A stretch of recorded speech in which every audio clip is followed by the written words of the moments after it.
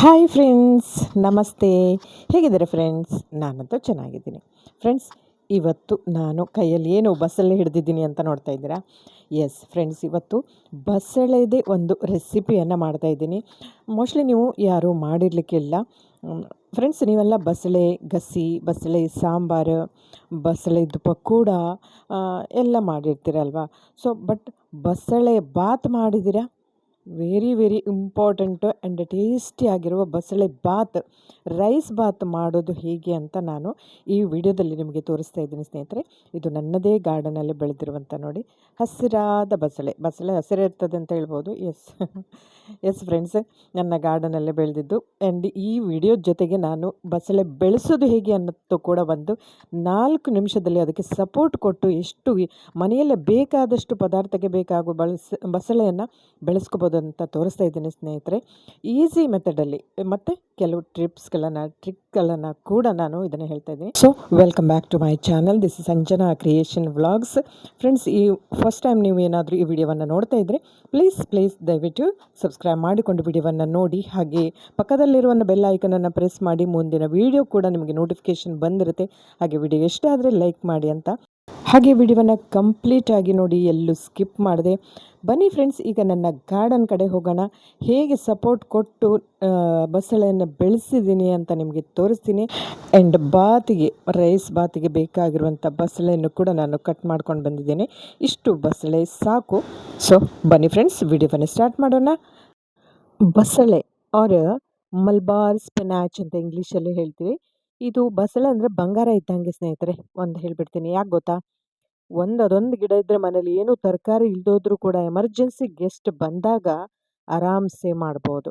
So ನನ್ನ ಗಾರ್ಡನಲ್ಲಿರುವ ಒಂದು ಗಿಡ ತಂದು ಹಾಕಿದೆ, ಚಿಕ್ಕದು ತಂದು ಹಾಕಿದೆ ನೋಡಿ. ಈಗ ಈ ಥರ ಒಣಗಿದ್ದೇ ಸ್ವಲ್ಪ ಚಿಗುರಿತ್ತು, ಅದನ್ನು ತಂದು ಹಾಕಿದೆ. ಇವತ್ತು ಇಷ್ಟು ಹಸಿರಾಗಿ ಬೆಳೆದಿದೆ. ಸೊ ಇದರಿಂದ ಸಾಕಷ್ಟು ಪದಾರ್ಥಗಳನ್ನು ಮಾಡ್ತೀವಿ, ಪಕೋಡ ಸಹಿತ ಮಾಡ್ತೀವಿ ಸ್ನೇಹಿತರೆ ಇದರಲ್ಲಿ. ಸೊ ಇದಕ್ಕೆ ಇವತ್ತು ನಾನು ತೋರಿಸ್ತಾ ಇರೋದು 4 ಸ್ಟಿಕ್ಗಳನ್ನು ಕೊಟ್ಟು, ಅಂದರೆ ಕೋಲನ್ನು ಕೊಟ್ಟು. ಸ್ಪಿನಾಚ್ ಇದು ಬಳ್ಳಿ ಅಲ್ವಾ ಸ್ನೇಹಿತರೆ, ಮೇಲೆ ಹೋಗಬೇಕು ಅದು. ಹಾಗಾಗಿ ಅದು ಹೀಗೆ ಬೇರೆ ಗಿಡಕ್ಕೆ ಹೋದರೆ ಅಷ್ಟು ಚೆನ್ನಾಗಿ ಹತ್ತಲ್ಲ. ಅದಕ್ಕಾಗಿ ಒಂದು ಚಪ್ಪರ ಥರ ಮಾಡಿದರೆ ತುಂಬ ಚೆನ್ನಾಗಿ ಬೆಳೆಯುತ್ತೆ. ಸೊ ಅದನ್ನು ತೋರಿಸ್ತಾ ಇದ್ದೀನಿ ನಿಮಗೆ, ಯಾವ ಥರ ಮಾಡ್ಬೋದು. ಇವನ್ ಗ್ರೋ ಬ್ಯಾಗಲ್ಲಿ ಹಾಕಿ ಕೂಡ ಇದನ್ನು ಗ್ರೋ ಮಾಡ್ಬೋದು. ಗ್ರೋ ಬ್ಯಾಗಲ್ಲಿ ಚಟ್ಟಿ ಇವನ್ ಪಾಟಲ್ಲಿ ಹಾಕಿ ಕೂಡ ಮಾಡ್ಬೋದು. ಬಟ್ ಮೇಲೆ ಬೆಳಿಲಿಕ್ಕೆ ಅದಕ್ಕೆ ಒಂದು ಸಪೋರ್ಟ್ ಬೇಕು. ಬಳ್ಳಿ ಆಗಿರೋದ್ರಿಂದ ಸಪೋರ್ಟ್ ಬೇಕು. ಈ ಥರ ನೋಡಿ, ನಾನು ಎಲ್ಲಿದೆ ಅಂತ ಹೇಳಿದರೆ, ನನಗೆ ನೆಲದಲ್ಲಿ ಏನು ಜಾಗ ಇಲ್ಲ. ಸೊ 4 ಪಾಟ್ಗಳನ್ನು ಇಟ್ಟು, ಚಿಕ್ಕ ಚಿಕ್ಕ ಪಾಟ್ ಇಟ್ಟು, ಅದಕ್ಕೆ ಒಂದು 4 ಸ್ಟಿಕ್ಗಳನ್ನು ಸಪೋರ್ಟ್ ಕೊಟ್ಟು 4 ಕಡೆ ಈಗ ಬಳ್ಳಿಗೆ ಒಂದು ಒಳ್ಳೆ ಸಪೋರ್ಟ್ ಕೊಡ್ತಾ ಇದ್ದೀನಿ ಈಗ ಬಳ್ಳಿ ಹಬ್ಬಿಸಲಿಕ್ಕೆ. ಸೊ ಈಗ ನಾನು 4 ಕಡೆ ಮಾಡಿದ್ದೀನಿ. ಅಲ್ಲಿ 2 ಕಡೆ ಮಾಡಿದೆ, ಇಲ್ಲಿ 2 ಕಡೆ ಮಾಡ್ತಾ ಇದ್ದೀನಿ ನೋಡಿ. ಇದು ಯಾವುದೇ ಗಿಡ ಇದ್ದ ಪಾಟಲ್ಲೂ ಕೂಡ ನಾವು ಇದು ಮಾಡ್ಬೋದು ನೋಡಿ. ಇದೇನು ಗೊತ್ತಾ? ಇದು ಶುಂಠಿ ಅಲ್ಲ, ಅರಿಶಿನ ಕೂಡ ಅಲ್ಲ. ಇದು ನೋಡಿದರೆ ಗೊತ್ತಾಗ್ಲಿಕ್ಕಿಲ್ಲ ನಿಮಗೆ, ಅರಿಶಿನದ ಎಲೆ ಥರನೇ ಇರ್ತದೆ. ಇದು ಎಲೆ ಬಾಡಿದೆ ಈಗ. ಇದು ಮಾವಿನಕಾಯಿ ಸ್ಮೆಲ್ ಇರ್ತದೆ ಗೊತ್ತಾ? ಏನು ಹೇಳ್ತೀರಿ ನೀವು ಇದಕ್ಕೆ? ಕಮೆಂಟ್ ಮಾಡಿ ಸ್ನೇಹಿತರೆ. ವಿಡಿಯೋ ಸುಮ್ಮನೆ ನೋಡಿ ಹಾಗೆ ಇಡಬೇಡಿ, ಕಮೆಂಟ್ ಮಾಡಿ. ಇದನ್ನು ಅಂಬೆ ಕೊಂಬು ಅಂತ ನಾವು ಆಡು ಮಾತಲ್ಲೇ ಹೇಳ್ತೀವಿ, ಬಟ್ ಏನು ಹೇಳ್ತಾರೆ ನನಗೆ ಎಷ್ಟೊಂದು ಐಡಿಯಾ ಇಲ್ಲ. ಮಾವಿನಕಾಯಿದೇ ಸ್ಮೆಲ್ ಬರುತ್ತೆ. ಇವನ್ ಮಳೆಗಾಲದಲ್ಲಿ ಮಾವಿನಕಾಯಿ ಇಲ್ಲದಾಗ ಇದನ್ನು ಹಾಕಿದರೆ ಶುಂಠಿ ಥರನೇ ಒಳ್ಳೆ ತಂಬುಳಿ ಮಾಡ್ಬೋದು ಅದನ್ನು. ಸೊ ಈಗ ನೋಡಿ, ನಾನು 4 ಕಡೆ ಕೂಡ ಸಪೋರ್ಟ್ ಮಾಡಿದೆ ಸ್ನೇಹಿತರೆ. ಒಂದು ಬಸಳೆ ಮನೇಲಿದ್ದರೆ ಉಂಟಲ್ಲ, ಅದರಲ್ಲಿ ನ್ಯೂಟ್ರಿಯೆಂಟ್ಸ್ ಇದೆ ಅಂದರೆ ಹೈಲಿ ನ್ಯೂಟ್ರಿಯೆಂಟ್ಸ್ ಇದೆ. Vitamin A, C, K, iron ಇದೆ, ಕ್ಯಾಲ್ಶಿಯಂ ಇದೆ, ಆ್ಯಂಡ್ ಮ್ಯಾಗ್ನೀಷಿಯಮ್ ಇದೆ. ಇದನ್ನು ತಗೊಂಡ್ರೆ ಆ್ಯಂಟಿ ಆಕ್ಸಿಡೆಂಟ್ ಬೆನಿಫಿಟ್ ಇದೆ. ಈಸಿಲಿ ಆಗಿ ಇದು ಡೈಜೆಷನ್ ಆಗುವಂಥದ್ದು ಸ್ನೇಹಿತರೆ. ಸೊ ಫ್ರೆಂಡ್ಸ್, ಈಗ 4 ಕಡೆ ಕಂಬ ಆದಮೇಲೆ ಮಧ್ಯದಲ್ಲಿ 3 ಲೈನ್ ಇರಬೇಕಾಗತ್ತೆ. ಅದಕ್ಕೆ ಉದ್ದದ ಒಂದು ಸ್ಟಿಕ್ ಇಡಲಿಕ್ಕೆ, ಯಾಕಂದರೆ ಹತ್ತತ್ರ ಇಲ್ಲೋದ್ರೆ ಸ್ವಲ್ಪ ದೂರದಲ್ಲಿ ಕೂಡ ಬೇಕು. ಓಕೆನಾ ಸ್ನೇಹಿತರೆ? ಬಸಳೆ ಬೆಳೆಸೋದು ಒಂದು ದಂಟಿನಿಂದ ಬೆಳೆಸ್ಬೋದು, ಅಥವಾ ಸೀಡಿನಿಂದ ಕೂಡ ಬೆಳೆಸ್ಬೋದು. ಆರಾಮಾಗಿ ಬೆಳೆಯುತ್ತೆ ಸ್ನೇಹಿತರೆ. ಸೀಡ್ ಆದರೆ ಬೆಳಿಲಿಕ್ಕೆ ಒಂದು 15-20 ದಿನ ಬೇಕು ಬೀಜದಿಂದ ಬರಲಿಕ್ಕೆ. ಬೀಜ ಸಿಕ್ಕಿಲ್ಲ ಹೇಳಾದರೆ ನೋಡಿ, ಬೀಜ ಇಂಥದ್ದಿರುತ್ತೆ. ಸೊ ಬೀಜ ಇವನ್ ಅಮೆಜಾನ್ದಲ್ಲಿ ಕೂಡ ಸಿಗುತ್ತೆ, ಮೀಶೋದಲ್ಲಿ ಕೂಡ ಆನ್ಲೈನಲ್ಲಿ ತರಿಸ್ಕೊಂಡು ಹಾಕ್ಬೋದು. ಬಟ್ ಬೀಜ ಸ್ವಲ್ಪ ಲೇಟ್ ಆಗಿಬರುತ್ತೆ. ಕೆಲವು ಕೊಳ್ತೋಗೋ ಚಾನ್ಸ್ ಇರುತ್ತೆ. ಹಾಗಾಗಿ ಗಿಡ ಕಟಿಂಗ್ ಮಾಡಿ ನೆಡೋದ್ರಿಂದ ಬೇಗ ಬರುತ್ತೆ ಮತ್ತು ಚೆನ್ನಾಗಿ ಬರುತ್ತೆ. ಸ್ನೇಹಿತರೆ, ಈಗ 4 ಕಂಬಕ್ಕೆ ಕೊಟ್ಟಿದ್ದೀನಲ್ಲ, ಈಗ ಇದ್ದದ್ರಲ್ಲಿ ನಾನು ಮಾಡ್ತಾ ಇರೋದು ಒಂದು ಸೈಡ್ ಅಂತೂ ನೋಡಿ, ಆ ಕಡೆ ಬಿಳಿದಂತೂ ಒಂದು ಟ್ಯೂಬ್ಲೈಟ್ ಹಾಳಾಗಿತ್ತು, ಅದು ಕೊಟ್ಟಿದ್ದೀನಿ. ಮನೆಯಲ್ಲಿ ಏನಿರುತ್ತೋ ಅದನ್ನೇ ನಾನು ಮಾಡೋದು. ಓಕೆನಾ? ಸೊ ನೋಡಿ, ಈಗ ಚಪ್ಪರ ರೆಡಿ ಆಯಿತು, ಬಸಳೆ ಚಪ್ಪರ ಕರೆಕ್ಟಾಗಿ ರೆಡಿ ಆಯಿತು. ಸೊ ಫ್ರೆಂಡ್ಸ್, ನೀವು ಕೂಡ ಆರಾಮಾಗಿ ಮನೆಯಲ್ಲೇ ಬೆಳೆಸ್ಬೋದು.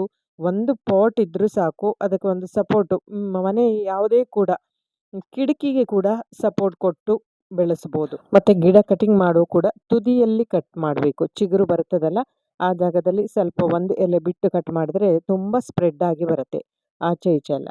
ಓಕೆ, ಸೊ ಬಸಳೆ ನೆಟ್ಟಾಯಿತು. ಈಗ ನೋಡಿ, ಈ ಥರ ಒಂದು ದಂಟು ಕೊಟ್ಟು ನೆಟ್ಟಿದ್ರು ಉಂಟಲ್ಲ, ಇದು ಬೇಗ ಚಿಗುರು ಬರುತ್ತೆ. ಇದು ಒಂದು ಪಾಟಲ್ಲಿ ನೆಟ್ಟರೂ ಕೂಡ ಆಗುತ್ತೆ, ಅಥವಾ ನೆಲದಲ್ಲಂತೂ ತುಂಬ ಚೆನ್ನಾಗಿ ಬರುತ್ತೆ. ನೆಲದಲ್ಲಿ ನೆಡಲಿಕ್ಕೆ ಅವಕಾಶ ಇದ್ದರೆ ನೆಲದಲ್ಲೇ ನೆಡ್ಬೋದು. ಹಾಗಾದರೆ ಈಗ ಏನು ಗೊಬ್ಬರ ಹಾಕಬೇಕು ಕೇಳಿದ್ರೆ, ನಾನು ಉಳಿದ ಗಿಡಕ್ಕೆ ಏನು ಹಾಕ್ತೀನಿ ಅದನ್ನೇ ಹಾಕ್ತೀನಿ. ಅಂದರೆ ಮಣ್ಣು, ಸಗಣಿ ಗೊಬ್ಬರ ಹಾಕ್ಬೋದು, ಅಥವಾ ಸ್ವಲ್ಪ ಮರಳು ಮಿಕ್ಸ್ ಮಾಡಿ ಹಾಕ್ಬೋದು. ಸೊ ಉಳಿದ ದಾಸವಾಳ ಗಿಡಕ್ಕೆ ಏನು ಹಾಕ್ತೀನೋ ಅದನ್ನೇ ಹಾಕ್ತೀನಿ. ಮತ್ತು ತರಗೆಲೆಗಳು, ಎಲೆಗಳು, ತರಕಾರಿ ಸಿಪ್ಪೆ, ಆ್ಯಂಡ್ ಮೇನಾಗಿ ಇದಕ್ಕೆ ಅಕ್ಕಿ ತೊಳೆದ ನೀರು ಇರುತ್ತೆ ನೋಡಿ ಸ್ನೇಹಿತರೆ. ಅಕ್ಕಿ ತೊಳೆದ ನೀರು ಹಾಕಿದರೆ ಮಾತ್ರ ಅದಕ್ಕೆ ತುಂಬ ಒಳ್ಳೊಳ್ಳೆ ದೊಡ್ಡ ದೊಡ್ಡ ಎಲೆಗಳು ಬರುತ್ತೆ, ಮತ್ತು ನೆಟ್ಟು ಬಹಳ ಬೇಗ ಚಿಗುರು ಬರುತ್ತೆ. ಓಕೆನಾ? ಆ್ಯಂಡ್ ಇದರಲ್ಲಿ 2 ಕಲರ್ ಇರುತ್ತೆ, ಒಂದು ಹಸಿರು ಮತ್ತೊಂದು ಸ್ವಲ್ಪ ಕೆಂಪದು. ನಾನು ನೆಟ್ಟಿರೋದ್ರಲ್ಲಿ ಗ್ರೀನ್ ಕಲರ್. ಈಗ ನೋಡಿ, ಈ ಥರ ನಾನು ನಮ್ಮದೇ ಇದರಲ್ಲಿ ನಾನು ಒಂದು ಸೂಪರ್ ಆಗಿರುವ ರೈಸ್ ಬಾತ್ ಮಾಡ್ತಾ ಇದ್ದೀನಿ ಸ್ನೇಹಿತರೆ. ಅದನ್ನು ಕೂಡ ಹೇಗೆ ಅಂತ ತೋರಿಸ್ತೀನಿ. ಸೊ ನಾನು ಇಲ್ಲಿ ದೊಡ್ಡ ದೊಡ್ಡ ಎಲೆಗಳನ್ನು ಕೂಡ ಕಟ್ ಮಾಡಿಕೊಂಡೆ. ಮತ್ತು ಹೀಗೆ ಕೈಯಲ್ಲಿ ಚಿವುಟಬಾರ್ದು, ಈ ಥರ ಕಟ್ ಮಾಡಬೇಕು ಸ್ನೇಹಿತರೆ. ಕಟ್ ಮಾಡಿದರೆ ಮಾತ್ರ ಆ ಜಾಗದಲ್ಲಿ ಮತ್ತೆ ಪುನಃ ಚಿಗುರು ನೈಸಾಗಿ ಬರುತ್ತೆ. ಹಾಗೆ ಇದರಲ್ಲಿ 2 ಕಲರ್ ಇರುತ್ತೆ, ಒಂದು ರೆಡ್ ತೋರಿಸಿದ್ನಲ್ಲ, ಇದು ನನ್ನದು ಗ್ರೀನ್ ಕಲರ್. ಮತ್ತು ಬಳ್ಳಿ ಉದ್ದ ಹೋಗಲಿಕ್ಕೆ ಬಿಡಬಾರ್ದು, ಅದು ಅಡ್ಡಡ್ಡ ಹೋಗಬೇಕು, ಆಗ ಜಾಸ್ತಿ ಸಿಗುತ್ತೆ. ಬನ್ನಿ, ಈಗ ಒಂದು ರೆಸಿಪಿ ತೋರಿಸ್ತೀನಿ, ಬಸಳೆ ಬಾತ್ ಮಾಡೋದು ಹೇಗೆ ಅಂತ. ನಾನು ಕೂಡ ಫಸ್ಟ್ ಟೈಮ್ ಮಾಡಿದ್ದು. ಸೊ ಬನ್ನಿ ಫ್ರೆಂಡ್ಸ್, ಈಗ ನಾವು ಕಟ್ ಮಾಡಿ ತಂದಿರುವಂಥ ಬಸಳೆನ ಕ್ಲೀನಾಗಿ ತೊಳ್ಕೊಂಡಿದ್ದೀನಿ. ಬಸಳೆ ರೈಸ್ ಬಾತ್ ಹೇಗೆ ಮಾಡೋದು ಅಂತ ತೋರಿಸ್ಕೊಡ್ತೀನಿ. ಸೊ ಕ್ಲೀನಾಗಿ ಎಲೆಯ ಹಿಂಭಾಗದಲ್ಲಿ ಏನಾದ್ರು ಹುಳಪಳ ಇದ್ದರೆ ತೆಕ್ಕೋಬೇಕು, ಇದರಲ್ಲಿ ಏನೂ ಸಹ ಇರಲಿಲ್ಲ. ಸೊ ಈಗ ಸಣ್ಣದಾಗಿ ಕಟ್ ಮಾಡ್ಕೊಳ್ತಾ ಇದ್ದೀನಿ. ತುಂಬ ದೊಡ್ಡದೇನು ಬೇಡ, ಇವನ್ನ ಪಲ್ಯಕ್ಕೆ ಕಟ್ ಮಾಡ್ತೀವಲ್ಲ ಅಷ್ಟು ದೊಡ್ಡ ಸಾಕು. ನೋಡಿ ಇಲ್ಲಿ. ಸೊ ಕಟ್ ಮಾಡಿ ಆದಮೇಲೆ ಈಗ ಸ್ವಲ್ಪ ಒಗ್ಗರಣೆಗೆ ಮಾಡ್ಕೊಬೇಕು. ಇದರ ಜೊತೆಗೆ ಕೆಲವು ಐಟಮ್ಗಳು ಬೇಕಾಗುತ್ತೆ. ಒಂದು ಮೀಡಿಯಮ್ ಸೈಜ್ ಈರುಳ್ಳಿ, ಆನಿಯನ್, ಒಂದು ಟೊಮಾಟೊ, 3 ಹಸಿಮೆಣಸು, ಮತ್ತು ಲಾಸ್ಟಿಗೆ ಕೊತ್ತಂಬರಿ ಸೊಪ್ಪು ತೊಗೊಂಡಿದ್ದೀನಿ. ಈಗ ನಾವು ಒಗ್ಗರಣೆಗೆ ಇಡುವ. ಒಗ್ಗರಣೆಗೆ ಕೊಕೊನಟ್ ಆಯಿಲ್ ಹಾಕಿದ್ದೇನೆ ನಾನು. ನಿಮಗೆ ಯಾವ ಎಣ್ಣೆ ಬೇಕೋ ಅದನ್ನು ಹಾಕೋಬೋದು. ಗೋಡಂಬಿ ಹಾಕಿದ್ದೀನಿ. ಗೋಡಂಬಿ ಸ್ವಲ್ಪ ಫ್ರೈ ಆದಮೇಲೆ ಅದನ್ನ ತೆಗೆದಿಟ್ಕೊಳ್ಳುವ, ಏಕೆಂದರೆ ಲಾಸ್ಟಿಗೆ ಹಾಕಬೇಕು ಅದನ್ನು. ಈಗ 1 ಸ್ಪೂನನ್ನು ಒಳ್ಳೆ ತುಪ್ಪವನ್ನು ಹಾಕಿ, ಇಲ್ಲಿ ಒಳ್ಳೆ ಸ್ಮೆಲ್ ಬರುತ್ತೆ, ಮಾತ್ರ ಪರಿಮಳ ಬರುತ್ತೆ. ಸೊ 1 ಸ್ಪೂನ್ ಸಾಸಿವೆ, 1 ಸ್ಪೂನ್ ಜೀರಿಗೆ, ಕಟ್ ಮಾಡಿರೋ ಹಸಿಮೆಣಸಿನಕಾಯನ್ನು ಹಾಕುವ. ಮತ್ತು ಇಲ್ಲಿ ಒಂದು ಅರ್ಧ ಸ್ಪೂನಷ್ಟು ಶುಂಠಿ ಬೆಳ್ಳುಳ್ಳಿ ಪೇಸ್ಟ್ ಕೂಡ ನಾನು ಹಾಕಿದ್ದೀನಿ. ಸ್ವಲ್ಪ ಫ್ರೈ ಆದಮೇಲೆ ಕಟ್ ಮಾಡಿರೋ ಆನಿಯನನ್ನು ಹಾಕ್ಕೊಳ್ವ, ಅದು ಬ್ರೌನ್ ಕಲರ್ ಬರಲಿ. ಸೊ ಈ ಒಂದು ಸ್ಪಿನಾಚ್ ಲೈಕ್ ಬಸಳೆ ಬಾತ್ ಇದೆಯಲ್ಲ, ಬಸಳೆ ತಿನ್ನೋದ್ರಿಂದ ಬಾಯಿಯ ಒಂಥರ ಹುಣ್ಣಾಗುತ್ತೆ ನೋಡಿ ಸ್ನೇಹಿತರೆ. ಬಾಯಿ ಹುಣ್ಣು ಅಂತ ಹೇಳ್ತೀವಿ, ನಾಲಿಗೆಯಲ್ಲಿ ಹುಣ್ಣಾಗುತ್ತೆ. ಈ ಬಸಳೆ ಎಲ್ಲ ಬೆಳಗ್ಗೆ ಎದ್ದು ತಿನ್ನೋದ್ರಿಂದ ತಂಪು, ಇದು ಆ್ಯಕ್ಚುಲಿ ಬಸಳೆ ತಂಪು, ಆ ಥರ ಹೀಟಾಗಿ ಬಾಯಿ ಹುಣ್ಣು ಆಗುತ್ತೆ. ಸೊ ಇದು ತಿಂತಾ ಇರೋದ್ರಿಂದ ಇದು ಬಾಯಿ ಹುಣ್ಣು ಹೋಗುತ್ತೆ ಅಂತ. ಸೊ ಇದು ಕಟ್ ಮಾಡ್ಕೊಂಡಿರೋ ಬಸಳೆ ಎಲೆಯನ್ನು ಹಾಕಿದ್ದೀನಿ. ಈಗ ಅದನ್ನು 1 ಸ್ಪೂನಷ್ಟು ಅರಿಶಿನ, ಟರ್ಮರಿಕ್ ಪೌಡರನ್ನು ಹಾಕುವ. ಇದಕ್ಕೆ ಕೆಲವು ಮಸಾಲೆಗಳನ್ನು ಹಾಕಬೇಕು. 1 ಸ್ಪೂನು ಜೀರಿಗೆ ಪೌಡರ್, 1 ಸ್ಪೂನ್ ಧನಿಯಾ ಪೌಡರ್ ಹಾಕ್ಕೊಳ್ಳುವ. ಜೊತೆಗೆ ಅಚ್ಕಾರದ ಪುಡಿ ಕೂಡ 1 ಸ್ಪೂನು, ರೆಡ್ ಚಿಲ್ಲಿ ಪೌಡರ್ ಕೂಡ ಹಾಕ್ಕೊಂಡಿದ್ದೀನಿ. ಕರೆಕ್ಟಾಗಿ ಈ ಮಸಾಲೆಗಳು ಮಿಕ್ಸ್ ಆಗಬೇಕು ಮತ್ತು ಸ್ವಲ್ಪ ಬಾಯ್ಲ್ ಆಗಬೇಕು. ಈ ಬಸಳೆ ಎಲೆ ತಿನ್ನೋದ್ರಿಂದ ಆಲ್ರೆಡಿ ಹೇಳಿದೆ, digestive health, good for digestion. Constipation ಇದ್ದರೆ ಅದು ಭಾಳ ಕ್ಯೂರ್ ಆಗುತ್ತೆ. ಆ್ಯಂಡ್ ಬೋನ್ಸ್ ವೆರಿ ಸ್ಟ್ರಾಂಗ್ ಆಗುತ್ತೆ. ಆ್ಯಂಡ್ ಈಗ ನಾನು ಹಾಕ್ಕೊಂಡಿರೋದು ಅರ್ಧ ಸ್ಪೂನಷ್ಟು ಗರಂ ಮಸಾಲೆ ಪೌಡರ್.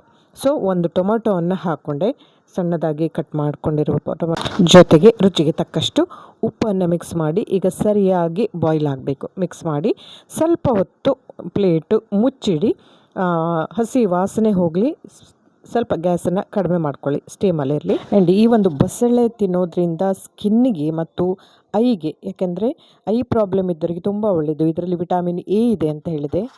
ಅಂದರೆ ಬಾಯಿ ನೋಡಿ, ಮೌತ್ ಅಲ್ಸರ್ ಅಂತ ಹೇಳ್ತೀವಿ, ಬಾಯಿ ಹುಣ್ಣು ಹೇಳಿದ್ನಲ್ಲ, ಅದು ಕೂಡ ಕಡಿಮೆ ಆಗುತ್ತೆ. ಮತ್ತು ವಿಟಾಮಿನ್ ಎ ಇದೆ ಇದರಲ್ಲಿ, ಆಲ್ರೆಡಿ ಹೇಳಿದೆ. Vitamin A, C, K, B ಎಲ್ಲ ಇದೆ ಅಂತೇಳಿ. ಸೊ ಅದು ಬಹಳ ನಮ್ಮ ದೇಹಕ್ಕೆ ಒಳ್ಳೆಯದು. ವಿಟಾಮಿನ್ ಎ ಕಣ್ಣಿಗೆ ತುಂಬ ಒಳ್ಳೆಯದು. ಒಂದು 5 ಮಿನಿಟ್ಸ್ ಅದನ್ನು ಬಾಯ್ಲ್ ಆಗಬೇಕು, ಟೊಮೆಟೊ ಸ್ಮೂತ್ ಆಗಲಿ ಸ್ವಲ್ಪ. ಸೊ ಈಗ ಆಲ್ರೆಡಿ ಅನ್ನ ಮಾಡಿಟ್ಕೊಂಡಿದ್ದೆ, ಉದುರು ಆಗಿರಬೇಕು, ಮೆತ್ತಗಾಗಿರಬಾರ್ದು ಸ್ನೇಹಿತರೆ, ಇದು ರೈಸ್ ಭಾತ ಆಗಿರೋದ್ರಿಂದ. ಸೊ ಈಗ ಕರೆಕ್ಟಾಗಿ ಮಿಕ್ಸ್ ಆಗಲಿ. ಇದು ನೋಡಿ ರೆಡಿ ಆಗಿದೆ. ಹುರಿದಿಟ್ಟಿರೋ ಗೋಡಂಬಿ ಇತ್ತಲ್ಲ, ಅದು ಕೂಡ ಮಿಕ್ಸ್ ಮಾಡಿದ್ದೇನೆ. ಈಗ ಮೇಲಿನಿಂದ ಕೊತ್ತಂಬರಿ ಸೊಪ್ಪನ್ನು ಅಲಂಕಾರ ಮಾಡಿದ್ದೇನೆ.